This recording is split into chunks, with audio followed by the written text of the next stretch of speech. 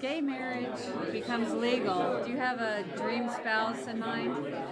I'm going to answer that question differently. I have a lot of gay friends. I grew up in the theater. One of my gay friends said, "What do you think of gay marriage?" I said, "The same thing I think of heterosexual marriage. Why are we involved in the government sanctioning marriage, except if there are children involved for anybody? I mean, if you're going to get together, go marry in your church or your synagogue or your temple, whatever you want to do, and go through that ritual. But why are we paying taxes that people argue about when they get a divorce about who gets the pots and pans? Or the more comedic way of saying it, I say to my gay friend, be careful what you wish for. Believe me, marriage ain't so easy.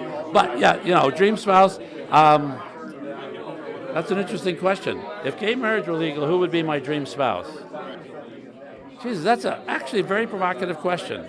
I'll answer that question in a weird way. I mean, I'm weirdly the sort of straightest guy around. Like, I can't imagine that, but I can tell you the kind of man I would admire. I would admire a man who was a creative person, who had values that he believed in. Like, my dad fought in 2 wars, and he died in the service of his country.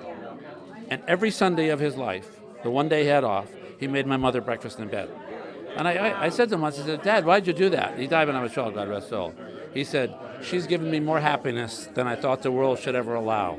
And if I can give her a little bit, just that little bit, it's all worth it." Let me pose your question differently. Rather than if you were, involved in a gay marriage, who would be your, I can't answer that because I can't conceive of it, so it's, and I'm not saying it, it's not for me. Like Shannah might not be for my gay friend Joe, whatever. But what I am saying is, when you love somebody, you should admire them, obviously, not just for the attraction, which we all have, and it's a primal thing, but for the qualities that you admire and you wish you had in yourself. So the short answer would be Brad Pitt.